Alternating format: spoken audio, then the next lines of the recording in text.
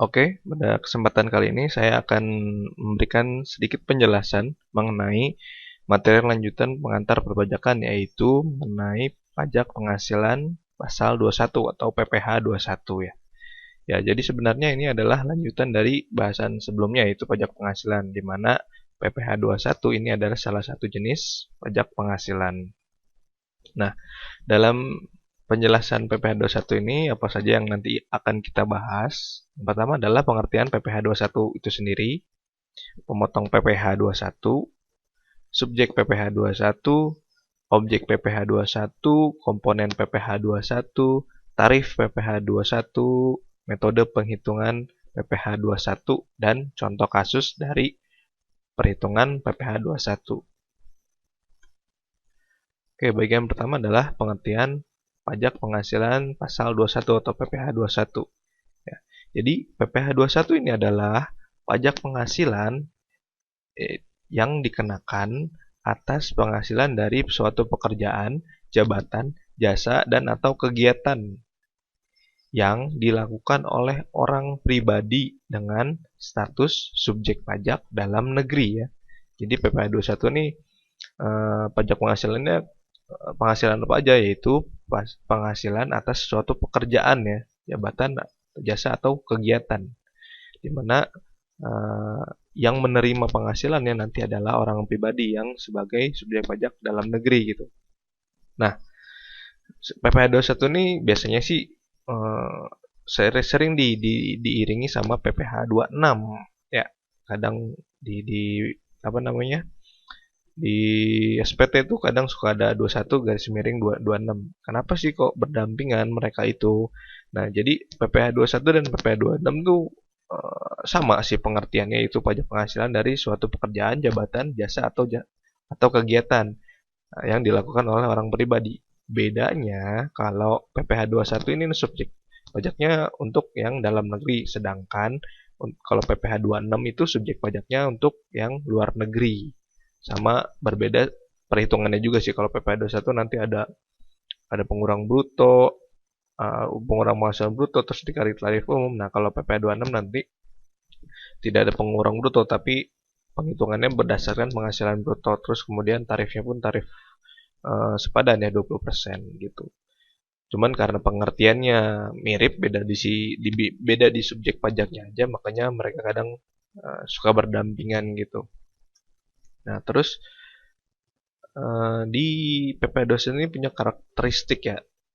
Apa aja sih? Yang pertama adalah sifat penghasilannya.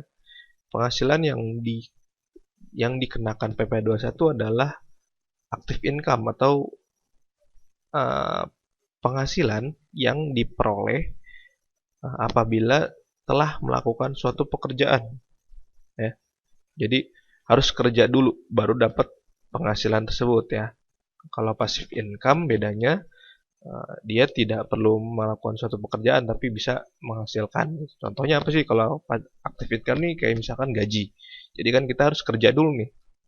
Karyawan itu harus kerja dulu kan, biasanya 1 bulan penuh, baru di akhir bulan dia mendapatkan bayaran ya atau berupa gaji.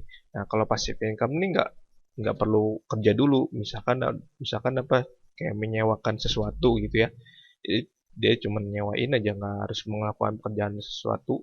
Nah, tapi dia dapat penghasilan, atau nanam saham gitu ya, punya modal. Nah, itu juga termasuk passive income. Nah, untuk PPh 21 ini adalah penghasilan yang bersifatnya active income. Nah, yang kedua, subjek penerimanya nih orang pribadi ya. Jadi subjeknya itu harus orang pribadi. Kalau misalkan nanti badan ya berarti bukan PPh 21 gitu. Nah, yang terakhir, subjek penerima penghasilan subjek pajak dalam negeri ya, seperti yang disebutkan sebelumnya. Jadi kalau misalkan subjek pajaknya di luar negeri berarti bukan PPh 21 tapi PPh 26. Nah, kemudian di PPh 21 ini ada istilah pemotong ya. Pemotong tuh siapa? Yaitu pemberi kerja ya, dimana di dalamnya bisa berupa badan atau perusahaan atau maupun orang pribadi ya, atau bendaharaan pemerintah, penyelenggara kegiatan, dan dana pensiun atau badan lain yang menyalurkan dana pensiun, di mana si pemberi kerja, bendaharawan, pemerintah penyelenggara kegiatan ini adalah yang membayarkan gaji, honorarium, imbalan atau sejenisnya. Nah, kalau dana pensiun itu yang membayarkan uang pensiun. Artinya si pemotong ini adalah si pemberi kerja yang memberikan penghasilan. Nah, kemudian nanti pihak pemotong ini akan memotong PPh 21 sebelum atau sembari memberikan penghasilan. Jadi nanti misalkan nih si pemberi kerja nih ngasih uang gaji ke karyawan. Nah, tugasnya adalah tugas pemotong nanti dia akan memotong gaji tersebut sesuai dengan perhitungan PPh 21 sehingga nanti yang diterima oleh si karyawan itu adalah penghasilan yang sudah dipotong pajak penghasilan pasal 21. Biasanya seperti itu. Selanjutnya tidak termasuk sebagai pemberi kerja yang punya kewajiban untuk melakukan pemotongan PPh 21 ya. Jadi yang disebutkan di sini di bawah ini nanti adalah sebenarnya mereka adalah pemberi kerja gitu ya yang memberi penghasilan, tapi mereka ini termasuk yang tidak wajib untuk memotong PPh 21. Siapa aja?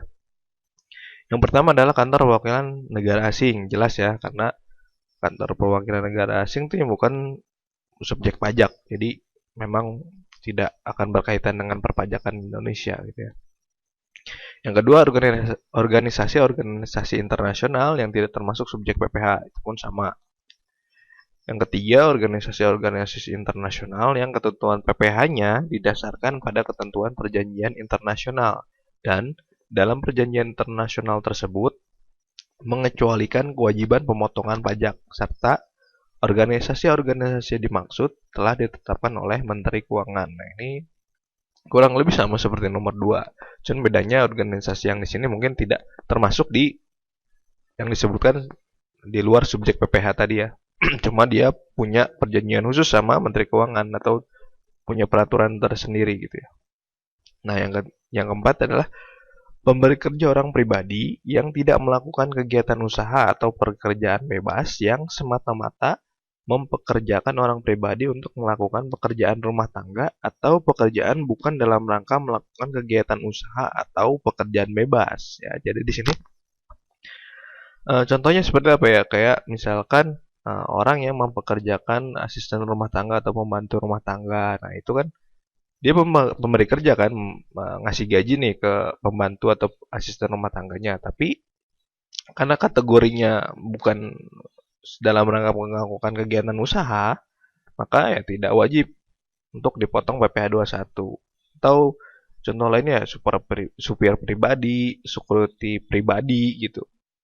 Nah, kalau supir yang di kantor, driver kantor ya itu masuknya kan sebagai karyawan. Nah, sementara kalau supir pribadi kan tidak berhubungan dengan kegiatan usaha.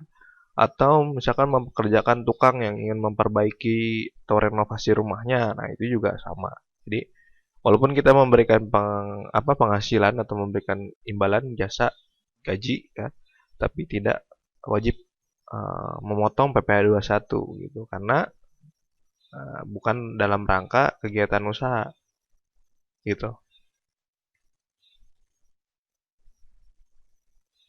Nah, terus kewajibannya sebagai pemotong pajak apa aja? Yang pertama adalah daftar NPWP ya, sesuai dengan pasal 2 Undang-Undang KUP saat memenuhi syarat subjektif dan objektifnya. Nah, yang kedua setelah dia punya NPWP, kemudian dia akan menghitung dan memotong PPh. Ya.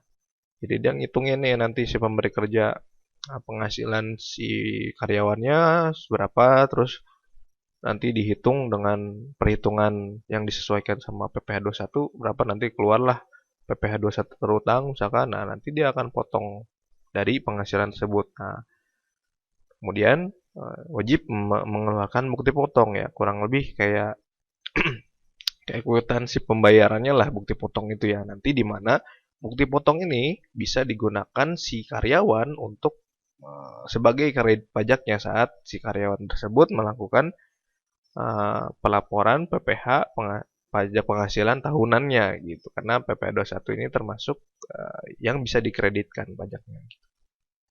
Nah, kemudian setelah menghitung dan memotong, kemudian nanti dia menyetorkan pajaknya. Jadi yang sudah dipotong tuh berapa dari semua karyawannya kemudian disetor oleh si pemotong pajaknya.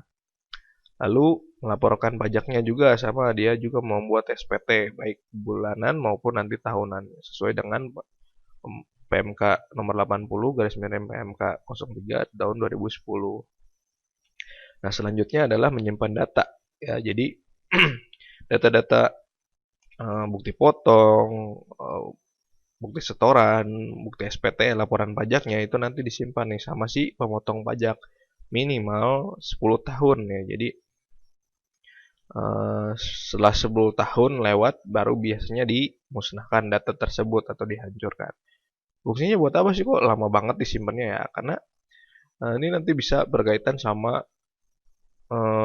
apa namanya? Nanti perhitungan PPh keseluruhan si pemotong pajak ya. Karena kan ada fasilitas kayak misalkan kerugian tuh bisa masuk perhitungan PPh atau nanti bisa dikompensasi di 5 tahun berikutnya kan gitu. Nah, biasanya untuk melakukan kompensasi tersebut harus butuh data yang lengkap. Makanya amannya ya memang menyimpan 10 tahun.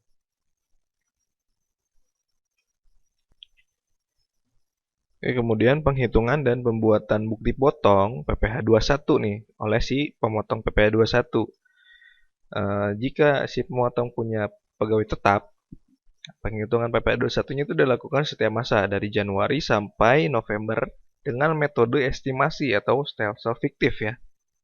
Nah, kemudian nanti pada masa pajak terakhir atau bulan berhenti bekerja atau pindah cabang atau di bulan Desember barulah dilakukan perhitungan secara real atau pakai stelsel real ya, menggunakan penghitungan penghasilan sebenarnya dari Januari sampai Desember.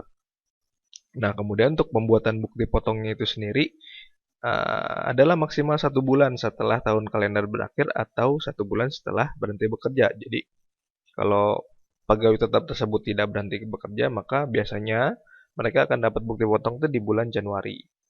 Nah, kalau berhenti bekerja ya berarti 1 bulan setelahnya maksimal gitu. Nah, kalau misalkan si pemotong ini memberikan penghasilan kepada yang kategorinya bukan pegawai tetap, ya misalkan pegawai atau karyawan harian, buruh harian, mingguan gitu ya. Nah, penghitungannya itu di setiap masa sesuai saat terhutang penghasilannya. Ya maksudnya apa? Kalau misalkan si pegawai tersebut dibayar harian, maka penghitungannya dibuat harian pula. Jadi setiap hari dibuat penghitungannya. Kalau mingguan pun sama seperti itu.